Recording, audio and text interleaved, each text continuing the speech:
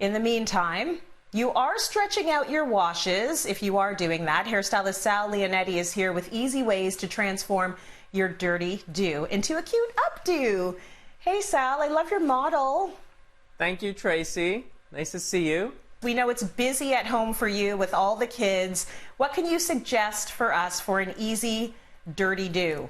Well, what I want to suggest is it's great because it's simple to do and it works with all hair textures. Okay, so what I'm planning on doing, I'm going to start off by creating a really well done ponytail. Okay, so the way I do my ponytails is I do them in 3 sections. Okay, if you have the ability in the hair that allows you to kind of pull it back and have that hair stay exactly where you want it, then perfect. But if you need those extra hands like I do sometimes, I like to separate it into 3. Okay, so the 3 sections consist of, I'm going to have Maria turn, one big section at the back, which usually comes from the top of the ear on one side to the other side. You just do a big line across, and that's your first section. So let's put that in a ponytail. And your other 2 sections, kind of, you gauge where your part's going to be, separate it, and then your other 2 sections are just kind of laying at the sides, and those are your 2 sections there. I've already gone ahead and added this first section into my first ponytail. The next thing I'm going to show you how to do now is what I did exactly on this side here with this piece over here and add it to the ponytail as well. When I do that, I like to use a brush that gives me a little bit of tension because I've decided to do a sleek ponytail for my look, so I want to be able to get in there and really make sure that it's nice and sleek and straight and where I want it. Okay, so what you do here, and the trick here is to make sure that you brush the hair in the direction of that back ponytail, okay? So you get that right back, right where you want it. Sometimes if you need to use a little bit of spray to manipulate it into the direction that you want, that works as well. So you get that going, you brush that back, always keeping in mind that you want it to go in that direction.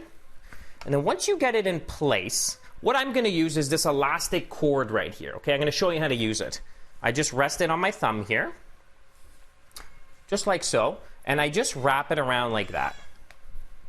I'm going to wrap it a few times because I want to make sure that it's nice and tight and I get it exactly where I want it. Now when I have it nice and wrapped, because I left out that other piece there, I can now tie a little knot and get it exactly in place so that it doesn't go anywhere.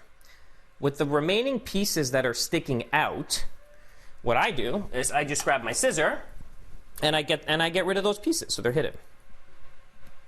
So the reason I like to use an elastic cord is because it gets it tight, it removes any possible sag that could happen, and it's an inexpensive little cool tool to have part of your hair equipment. It's I picked mine up at Michael's. It's I guess a little trick that us hairstylists have been using for many years for photo shoots and fashion shows.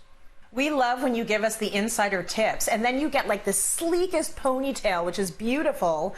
By the way, his model is his wife. She's so good.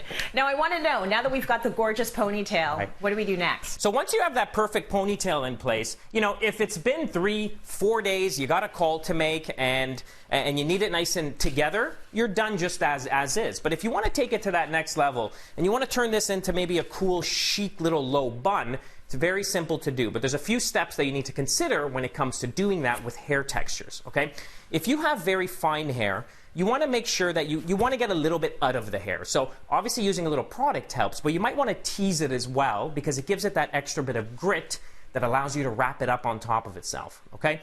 If you have medium to curly to super curly texture hair, you have 2 options. The first one being you could kind of twist it like a rope, like so, and then wrap it around, right? If you have super curly texture hair that likes to jump out when you don't want it to, you can braid it. By creating a 3-strand braid and then wrapping it around, gives you a really cool look and lots of cool definition, okay? So, but for Maria's sake, for what we've done, you have your head down a bit, I'm going to do a bit of a twist, and I'm going to have you hand me bobby pins.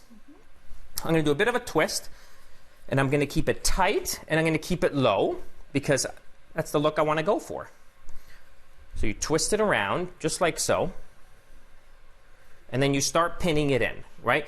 When you pin this in, I'm using a standard bobby pin to pin this in, okay? We've all seen them, we're scared of them sometimes, but they're actually pretty simple to use once you get the proper instruction. One side of the pin goes into the area that you've rolled up. The other side goes into the remaining hair to make sure that it attaches to the head where you want it. Take another one. And remember, when you do these looks, if you have some areas that may be falling out a bit and it's not perfectly neat, that's okay. I think they work. It's done at home. The whole thing that they're kind of naturally put back and up looks good. Push it Actually looks amazing, Sal. Use another Great work there. Let me get one in there. Okay. And I'm going to use some spray to get that in place. And then you got a chic little bun.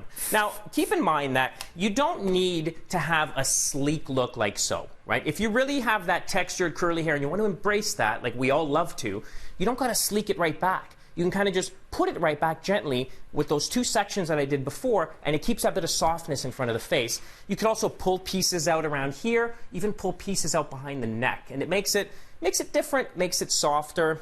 But this was our version. We decided to do the sleek one. I could have gone over the ears as well, which is really cool.